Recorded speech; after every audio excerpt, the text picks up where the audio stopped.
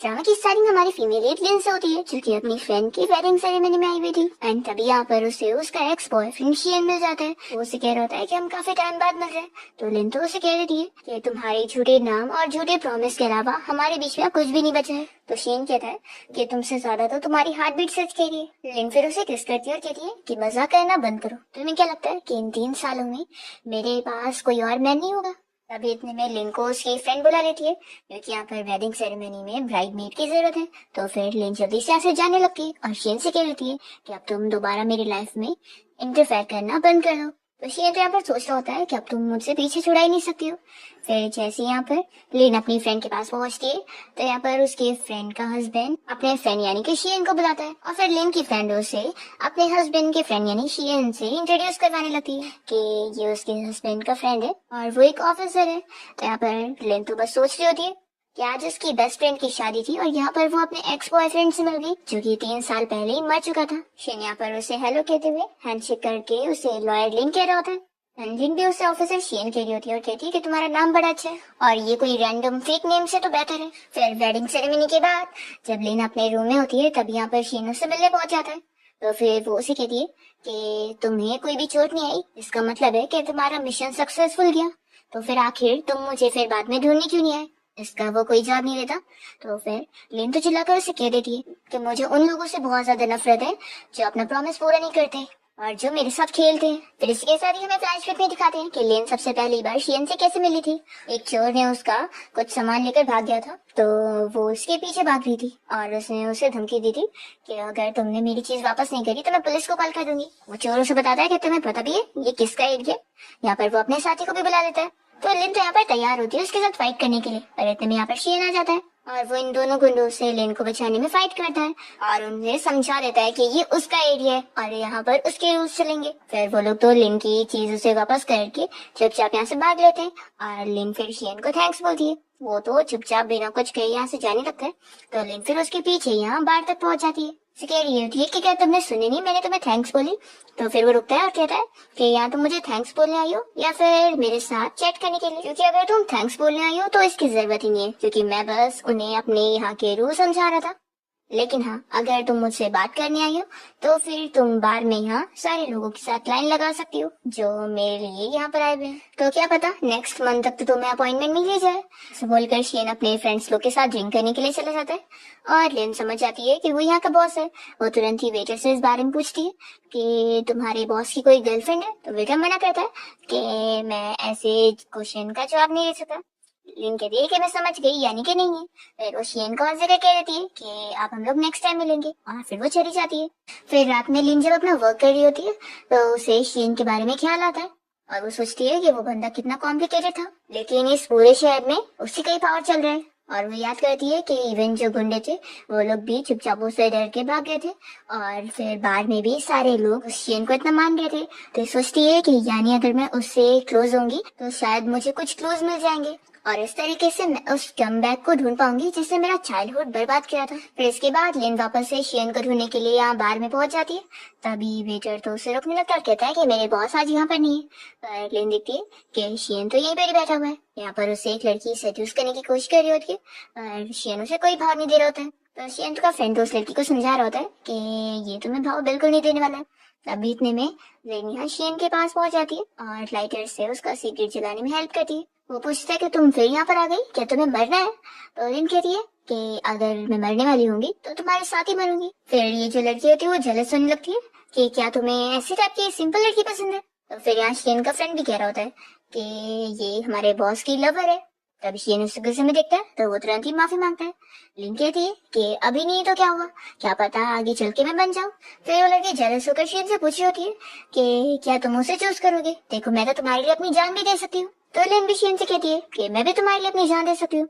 तभी वो फिर उसका हाथ पकड़ के अपनी तरफ खींच लेता है और उसे पूछता है कि अच्छा तो तुम मेरे लिए अपनी जान देने को तैयार हो। लिन कहती है कि तुम ऐसा बोल रहे हो इसका ये मतलब है कि तुमने ऑलरेडी मुझे चूज कर लियो, लेकिन मैं तुम्हें बता दूं कि मैं तुम्हें किसी और लड़की के साथ शेयर नहीं करूंगी, इसलिए तुम्हें दूसरी लड़कियों को अपने से दूर रखना होगा। इस बात पर फिर वो लड़की उसे चिल्लाने लगती है कि आखिर ऐसे कैसे तुम शियन को मुझे छीन सकती हो। यहाँ पर शियन का हाथ अपने ऊपर रखते हुए कहती है कि देख लो वो ऑलरेडी मुझे ही चाहता है और हम दोनों एक दूसरे को पसंद करते हैं, तो तुम हमारे बीच में मत आओ।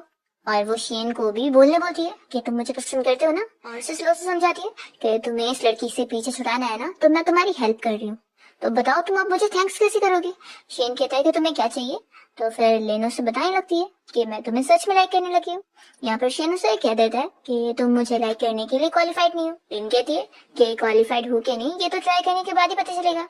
और वो यहाँ से जाते हुए जू से भी कहते हुए जाती है कि आज नहीं तो कल ये मेरा ही होगा। लिन के जाने के बाद ये लड़की फिर यहाँ शियन से बात करने आती है, तो शियन उसे गुस्से में जाने बोलता है। फिर यहाँ पर उसका फ्रेंड जल्दी से उस लड़की को यहाँ से भेज देता है। फिर शियन अपने इस फ्रेंड को ऑर्डर देता है कि उस लड़की की आइडेंटिटी के बारे में पता करो।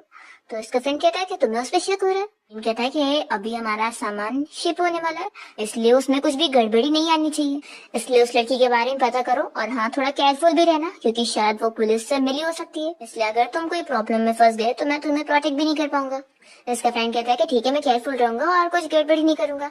जैसे वो यहाँ से चला जाता है तो शियन देखता है कि लिन यहाँ पर अपना लाइटर छोड़ के गई है, तो उसे देखकर फिर ये स्माइल करता है। फिर नेक्स्ट हम शियन को देखते हैं जो कि बॉस फूसान से मिलने के लिए एक रेस्टोरेंट में क्या होता है और वहाँ वो डील फाइनल कर रहा होता है।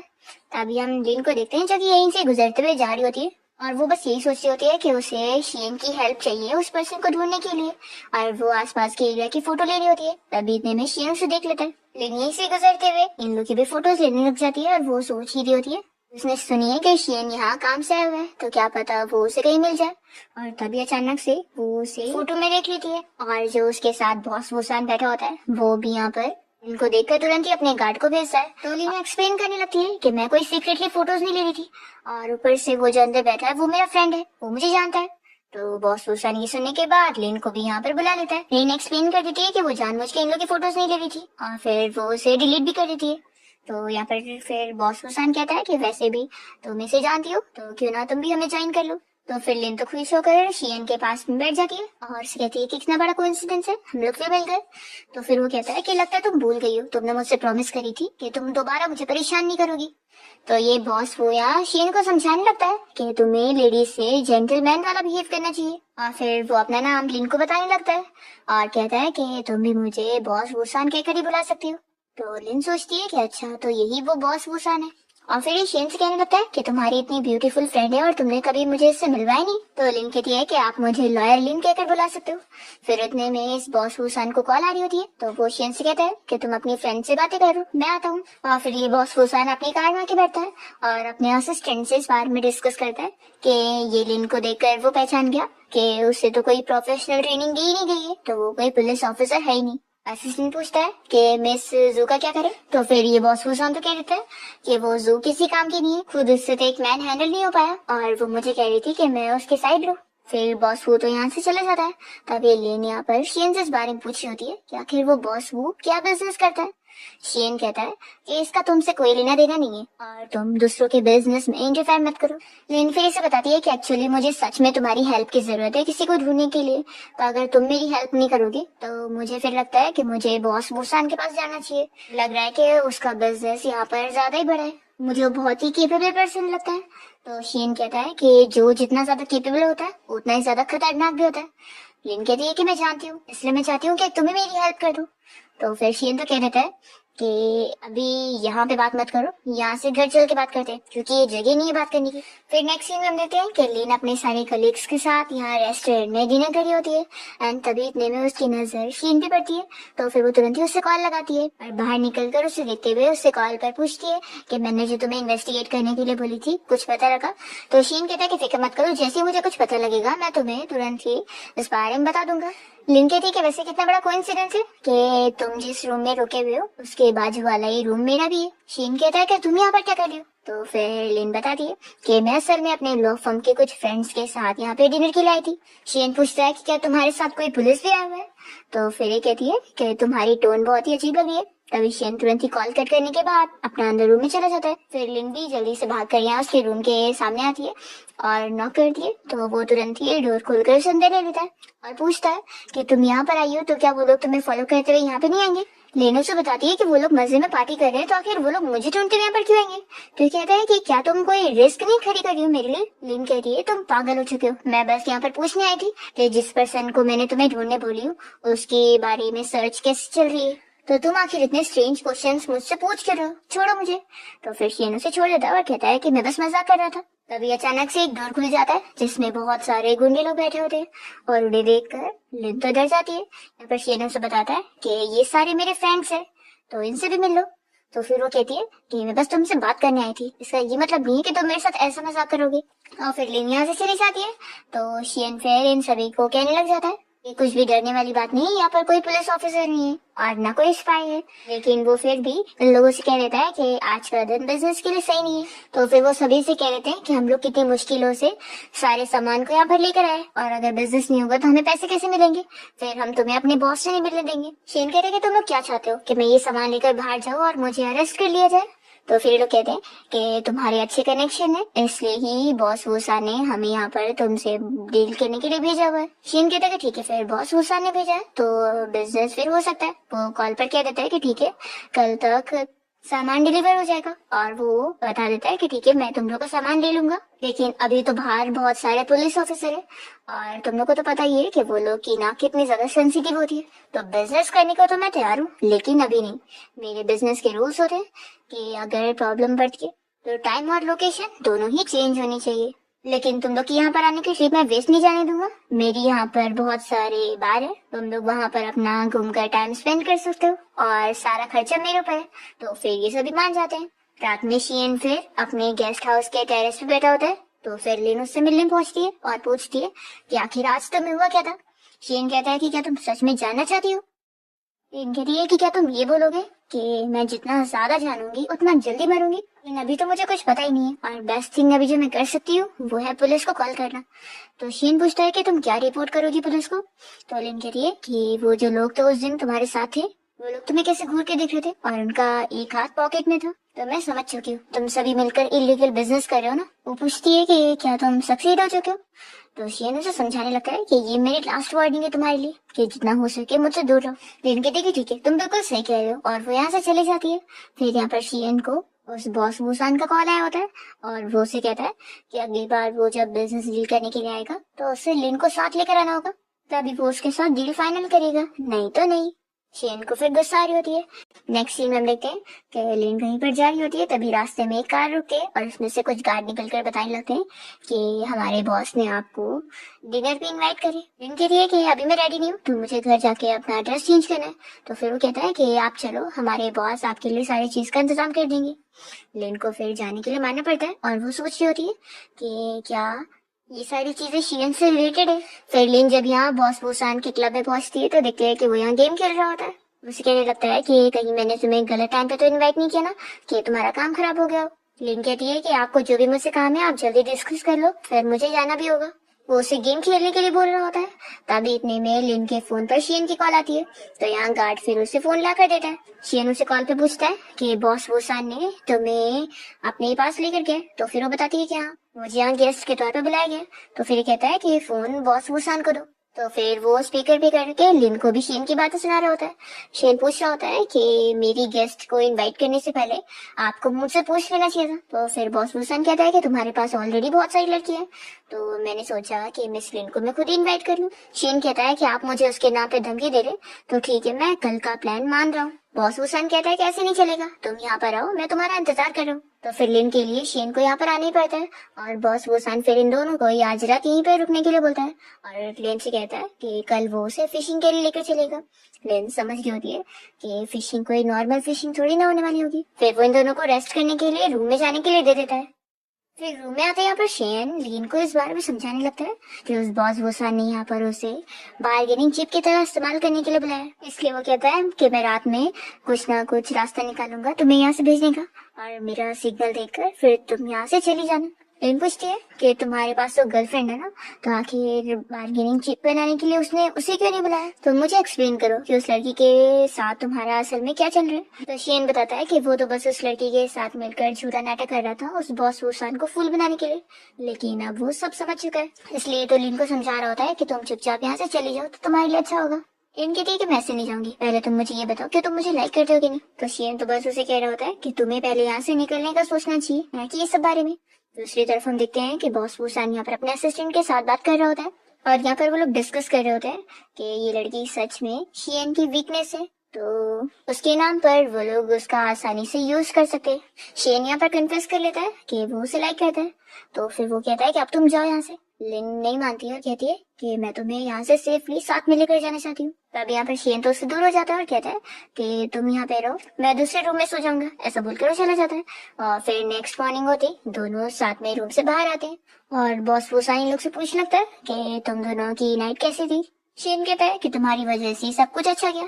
तो फिर बॉस वूसन कहता है कि देखा, मुझे पता था कि तुम दोनों के बीच में बस थोड़ा सा झगड़ा हो गया है, जो कि अब सॉल्व हो गया ना। तो फिर दोनों यहाँ पर साथ में कपल बनने के लिए प्रिटेंड करते हैं और फिर साथ में यहाँ पर एक पार्टी में गए होते, जहाँ पर बस शेन लिन को अपना साथ देने बोल रहा था कि उसे उसके साथ में मिलकर बस एक्टिंग करते रहना है और बॉस वूसन को डिले करने में हेल्प करवाना है। फिर यहाँ पर ये लोग कार्ड का गेम खेल रहे होते हैं और यहाँ पर बॉस वूसन शेन के साथ मिलकर उस बिजनेस के बारे में डिस्कस कर रहे होते हैं। तो जैसे कि शेन ने उसे समझाया था, लिन वैसी करती है और यहाँ बीच में इन लोगों की बात को काटने लगती है। और फिर यहाँ पार्टी के बाद जब वो साथ में शेन के साथ रूम में आती है तो उसे बताने लगती है कि मुझे लगता है कि बॉस वूसन को अब मुझ पे ट्रस्ट हो गया है और मैं भी तुम्हारे साथ आगे की ट्रांजेक्शन के लिए साथ में चल सकती हूँ। तो शीन कहता है कि बिल्कुल नहीं, ये जगह बिल्कुल सेफ नहीं है, इसलिए मैं तुम्हें यहाँ से भेज के रहूंगा। वो उससे पूरा अपना प्लान समझाता है कि पहले वो लोग बॉस वूसन के सामने एक झगड़ा करने का नाटक करेंगे और लिन वहां से फिर निकल जाएगी और शिप से कूद कर उसे कोई टाइम पर बचाने के लिए आ जाएगा। लिन कहती है कि तुम कैसे आओगे। शेन बताता है कि वो अभी थोड़ा टाइम के लिए यहाँ पे रहेगा और सेफली बच कर ही वापस आएगा। फिर दोनों साथ नाइट स्पेंड करते हैं और नेक्स्ट मॉर्निंग होती है जब दोनों वापस यहाँ पार्टी में आते तो दोनों ने ऑलरेडी सारा प्लान करके रखे होते हैं। और यहाँ पर बॉस वूसन जब इन लोगों को देख रहा होता है तो दोनों साथ में झगड़ा करने का नाटक करते हैं और लेनो से बाय बोलकर रोते हुए जा रही होती है। इसी के साथ फ्लैशबैक खत्म होता है और लिन शेन को चिल्ला रही होती है कि उसने अपना प्रॉमिस पूरा नहीं किया। उसने बोला था कि वो टाइम पर आ जाएगा पर वो 3 साल बाद अब जाकर उससे मिलने आ रहे हैं, इसलिए वो उसे खुद से दूर रहने के लिए बोल देती है। जब वो बाहर आती है तो उसे उसकी फ्रेंड मिल जाती है और वो लिन को रोक रही होती है। तो लिन कहती है कि नहीं, मुझे अभी जरूरी काम है तो जाना ही होगा। लिन की फ्रेंड उसे इस बारे में पूछती है कि क्या तुम शेन को एक चांस नहीं देना चाहोगी। तो लिन कहती है कि बिल्कुल नहीं, उस जैसे कम बैक की अब मेरी लाइफ में कोई जगह नहीं और मैंने उसे ऑलरेडी ब्लैकलिस्ट कर चुकी हूँ। फिर नेक्स्ट मॉर्निंग लिन जब अपना ऑफिस जाने के लिए निकलती है और यहाँ लिफ्ट में आती है तभी शेन भी लिफ्ट में आया होता है और वो उसे गुड मॉर्निंग विश कर रहा होता है पर लेन उसे कोई जवाब नहीं देती। तभी यहाँ लिफ्ट में बहुत सारे लोग आ जाते हैं जिसकी वजह से ये दोनों को पीछे होना पड़ता है और दोनों साथ में बहुत ही क्लोज आ जाते हैं। शेन तो यहाँ पर लेन को प्रोटेक्ट कर रहा होता है और फिर जैसे यहाँ पर लेन का फ्लोर आ जाता है वो भाग जाती है। फिर फाइनली रात में जब वो ऑफिस से घर आती है तो देखती है कि शेन बाहर ही खड़ा होकर उसका इंतजार कर रहा होता है और वो उसे देखकर पूछता है कि तुम बहुत ही खुश हो। लेन कहती है कि ऑफ कोर्स मैं डेट से आई हूँ तो एंजॉय तो किया ही होगा मैंने। यहाँ पर वो इतनी ड्रंक होती है कि ठीक से खड़ी नहीं हो पा रही होती है तो शेन उसकी हेल्प करने जाता है। लेन उसे रोक देती है कि मुझे तुम्हारी जरूरत नहीं है, मैं खुद चली जाऊंगी। तभी यहाँ शेन उसे एक और चांस देने के लिए पूछता है तो लिन तो साफ मना कर देती है कि वो उसे कोई चांस नहीं देगी। यहाँ पर फिर शेन उसे रीजन बताने लगता है कि वो इतने टाइम से उससे मिलने क्यों नहीं आ पाया था। असल में ऑलरेडी वो उन सारे वांटेड क्रिमिनल्स का टारगेट बन चुका था और मिशन के लिए उसे वहाँ पर छुपके रहना पड़ रहा था। तो यहाँ पर फिर ये जानने के बाद लिन को शेन की फिक्र हो रही होती है और वो पूछती है कि तुम यहाँ पर सेफ हो कि नहीं। शेन उसे बताता है कि कुछ चीजें ऐसी है जो मैं मिशन की वजह से तुम्हें बता ही नहीं सकता। लिन जल्दी से उसे हक करती है और रोते भी कहने लगती है कि कोई बात नहीं, अब तुमने मुझे रीजन दे दिया तो मैं तुम्हें माफ कर रही हूँ। फिर शेन भी उसे हक करता है। लिन उसे दोबारा चांस देने के लिए मान जाती है लेकिन कहती है कि अब तुम्हें मुझे परस्यू करना पड़ेगा और ये कहकर वो चली जाती है। फिर नेक्स्ट सीन में हम देखते हैं कि शेन से मिलने के लिए उसकी साइकियाट्रिस्ट आई होती है और वो उसे समझा रही होती है कि उसे अपना ट्रीटमेंट कंटिन्यू करना चाहिए क्योंकि पास्ट में जो भी चीजें उससे फेस किया है उसकी वजह से उसे ट्रॉमा हो सकता है। तो फिर ट्रीटमेंट उसके लिए बहुत ज्यादा जरूरी है पर शेन ट्रीटमेंट के लिए साफ मना कर देता है। फिर नेक्स्ट डे लिन जब अपना ऑफिस जाने के लिए कार में बैठे लगती है तभी वहाँ पर शेन आ जाता है और कहता है कि क्या तुम मुझे भी राइड दोगी। तो फिर वो मान जाती है कि कोई बात नहीं, वैसे भी मेरा कौन सा एक्स्ट्रा फ्यूल जाएगा। फिर लिन ड्राइव कर रही होती है और शेन उसे देखे जा रहा होता है तो लिन मना करती है कि तुम नहीं देख सकते हो। तो शेन पूछता है कि क्या तुम इतनी ज्यादा कोल्ड ब्लडेड और रूथलेस हो। तो कहती है कि लॉयर वैसे भी ऐसे ही होते हैं और वो शेन को ये भी समझा देती है कि तुम जैसे कई मैन हैं जो मुझे परस्यू करने के लिए लाइन में लगे रहते हैं।